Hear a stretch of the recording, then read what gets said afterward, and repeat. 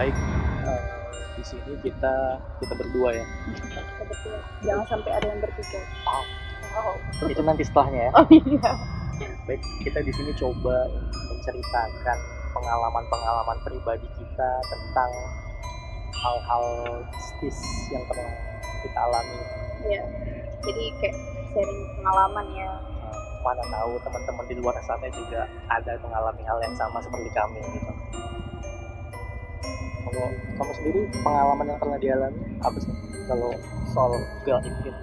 Kalau soal gaib itu sebenarnya banyak ya. Bahkan banyak juga dialami teman-teman gitu. Jadi ini awalnya ya. Jadi kalau misalnya di masih anak-anak tuh di awal usia aku kan sekitar 3 tahun. Nah itu udah kayak diceritain sama orang tua kalau aku sisir rambut sendiri, jadi seperti gaya kayak nenek-nenek gitu. Nah itu juga sih, jadi duduk di sudut sendiri, pegang sisir, nyisirin rambut gitu. Rambutnya udah ada tuh? Rambutnya udah ada usia 3 tahun. Jadi nyudut Balik badan ya? nyudut nggak balik badan sih, jadi kayak rambut kita tuh semua di depan gitu. Di depan macam ngapain kutu gitu ya? Iya. bisa jadi rambut kita itu semua terus disisir, terus kayak aku lepas sisir terus kayak gini padahal usia aku saat itu masih 3 tahun. Ya. Terus dari situ tuh kayak ada yang deket, tapi percaya nggak percaya sih ya. Kalau yang kayak beginian kan kadang kita suka percaya, kadang ada yang sebagian nggak percaya gitu kan. Ketika itu aku kayak ngerasa ada yang deket, tapi dengan usia yang lumayan kayak kita bisa bilang kayak nenek-nenek gitu. Itu seolah-olah yang kamu itu nyata ya? Yang aku rasakan itu nyata gitu. Nah, setelah dari situ beranjak aku di usia pertama kali kemasukan. Aku termasuk beberapa kali kemasukan. Jadi pertama kali aku kemasukan itu saat SMP kelas Cica aja bilang iya. Itu kemasukan lagi SMP di sekolah? kelas 1. Lagi di sekolah atau di mana? Di rumah. Jadi kejadiannya itu malam. Aku panas tinggi gitu kan, demam, panas tinggi, terus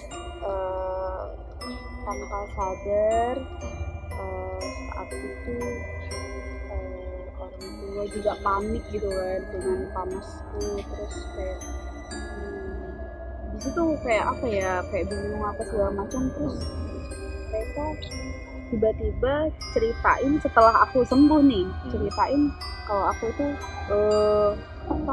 kemasukan gitu.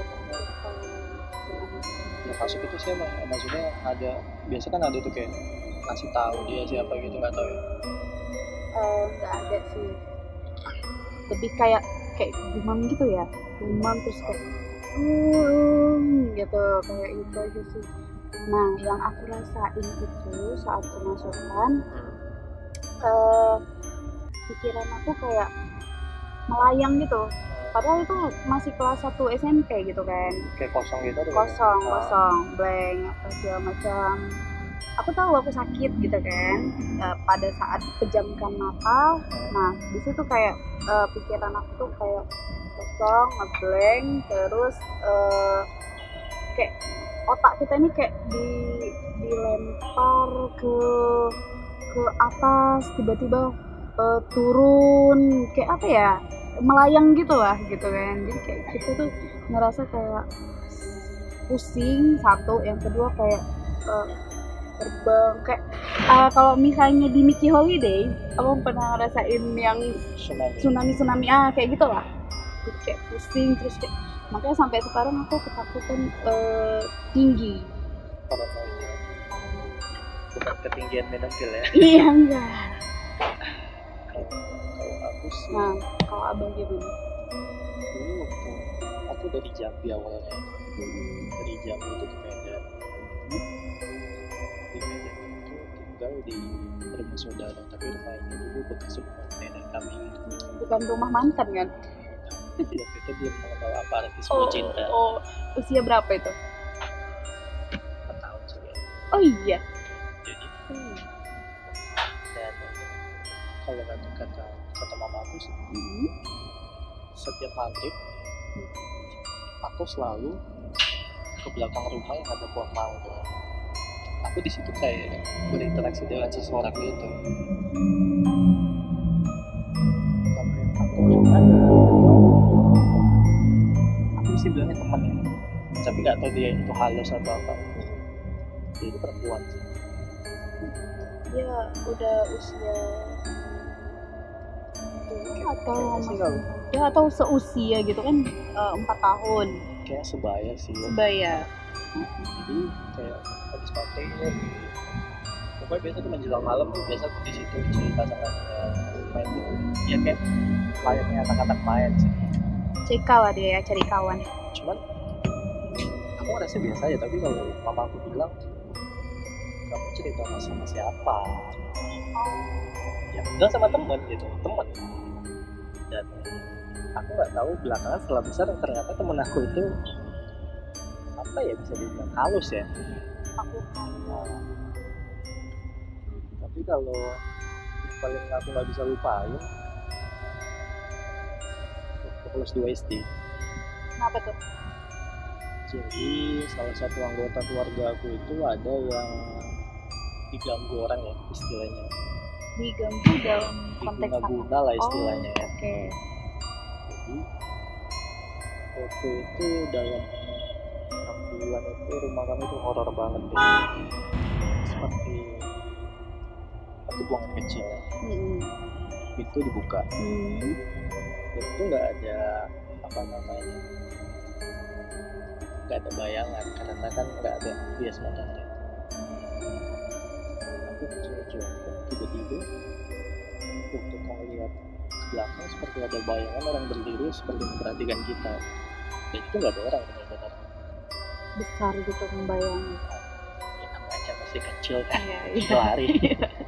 Iya juga sih. Tapi yang paling ini sih yang aku paling bisa lupa, dia dulu tidurnya di luar ya, seperti di ruang TV gitu. Nggak di kamar ya? Malam itu sebelum tidur, di sebelah tempat aku tidur itu ada mesin jahit yang manual ya, bukan bagian mesin gitu yang sebagai kaki. Terus malam itu sebelum tidur aku ingat aku ada coret-coret gitu, dan kertas itu aku taruh pas di sebelah mesin jahitnya. Terus tidur lah kan, nggak tahu kenapa tiba-tiba tengah malam itu mesin jahit itu seperti ada yang mati atau jalan sendiri. Wah. Kayak orang ngejahit tau kan? Iya. Tapi bukan, kalau ngejahit manual kan pijakan kaki nggak terlalu kencang. Ini kayak kita pakai mesin jahit listrik gitu. Berarti dia bersuara, tetap bersuara mesin jahit itu. Yang aku dengar waktu itu bersuara sangat kencang. Dan kertas yang aku coret-coret malam itu kalau divisualkan seperti kayak di main-mainin gini, krek gitu. Tapi saat itu nggak melihat ya? Jadi waktu itu aku tidurnya menghadap ke dinding, balik badan dari mesin jahit itu mesin posisi. jahit itu ya. Terus aku dengar aku itu nggak bisa buka mata dan nggak bisa balik badan. Jadi waktu itu entah ayat-ayat suci apa aja sih aku baca gitu kan. Herannya kalau papa aku tuh keluar kamar mau buang air kecil, suaranya tuh diem gitu, hilang. Setelah dia masuk balik lagi. Jadi dia kayak kalau misalnya ada sesuatu yang bersuara dia diam, terus ketika hening lagi dia muncul lagi gitu maksudnya. Itu sampai subuh sih aku ngerasain nggak bisa bersuara, balik badan nggak bisa, seolah-olah kita macam Sekitar berapa jam? Jam 4 jam apa. Waduh, dan itu nggak tidur dan nggak bisa balik badan. Dan itu keringat dingin. Ya ampun. Tapi belum percaya boleh enggak sih ya, Yes. tapi itu sih yang aku rasain waktu itu. Dan ada satu story lagi yang buat kenapa aku tuh nggak berani tidur mati lampu. Ah, Nah, apa tuh? jadi SMP sih kalau nggak salah waktu itu.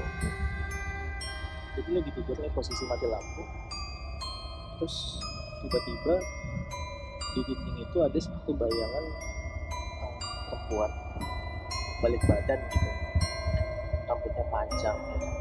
Tapi itu nggak nampak sih. Itu masih di Batam dan usia 4 tahun? Enggak. Ada banget sih. Oh, di Medan. Oh, itu sudah di Medan ya. Jadi pas ngeliat itu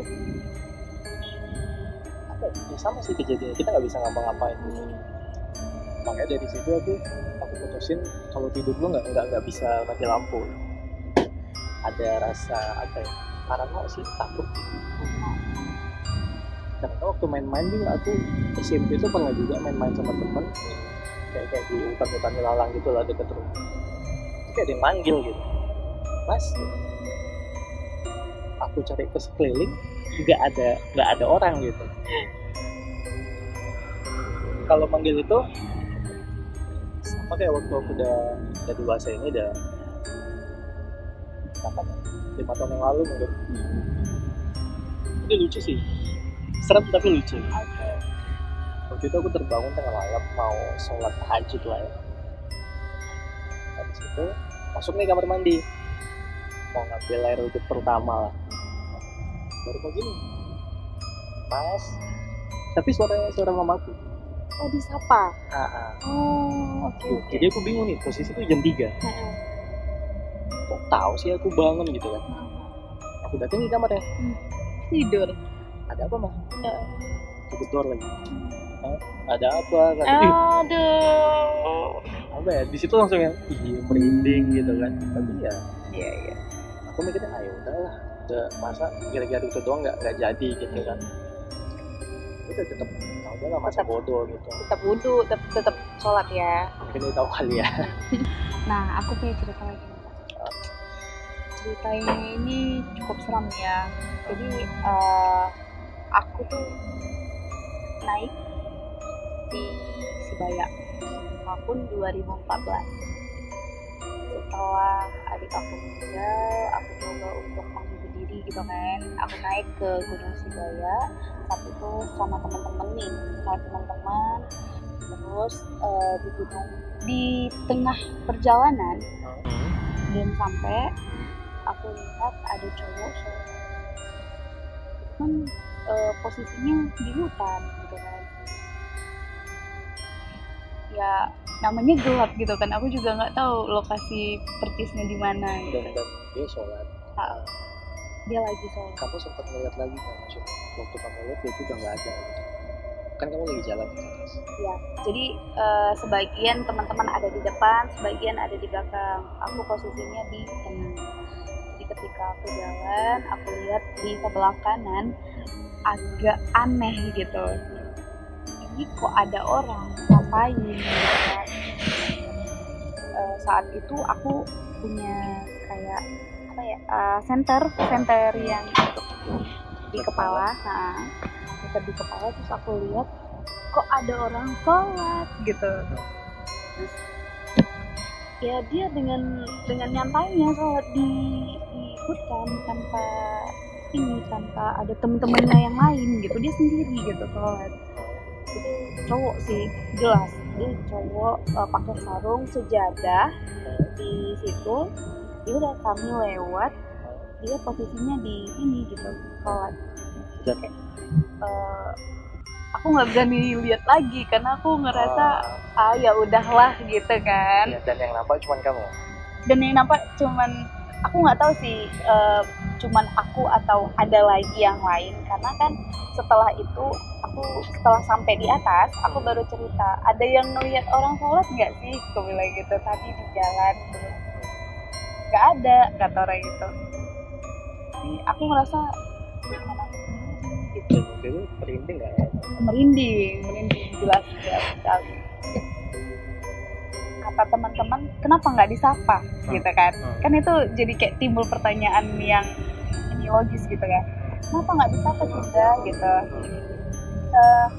Aku ngerasa orang lagi sholat, ngapain disapa? Ya udah, dia kan beribadah gitu.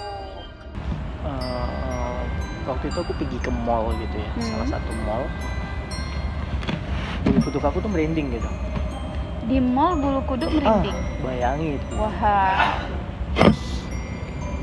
Asal aku jalan, dia ini selalu ngikutin aku gitu, tapi dengan jarak space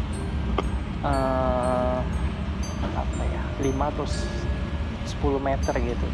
Dan abang tahu siapa yang ngikutin gitu? Dia rambutnya panjang. Wow. Pakai baju hitam. Dan aku benar-benar takut waktu itu. Aku pergi ke sini, dia seperti memantau gitu. Orang? Itu aku belum tahu. Jadi itu atau kayak bayangan aja gitu? Aku kemana-mana diikuti dia. Sampai pada akhirnya aku masuk ke toilet. Dan di luar itu aku kepergok gitu. Rupanya mantan aku.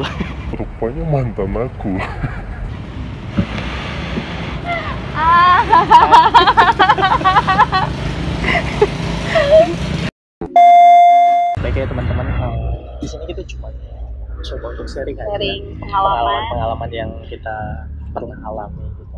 Mungkin bisa percaya atau enggak, itu kembali lagi sama diri masing-masing. Terus kalau pesan dari kita sih untuk menghindari, ya pasti kan makhluk-makhluk halus ada di sekitar kita gitu. Tapi ya, saran kita sih jangan pernah tinggalkan ibadah. Ya benar. Jangan pernah ninggalin ibadah, perbanyak ibadah, zikir-zikir, terus dengerin tausiah juga. Oke gitu bang. Karena mereka kalau melihat kita lemah pasti gampang, tapi kalau mereka lihat kita itu kuat, mereka juga untuk mendekatnya itu malas sih gitu. Mungkin itu aja sih dari kita ya. Oke, see you.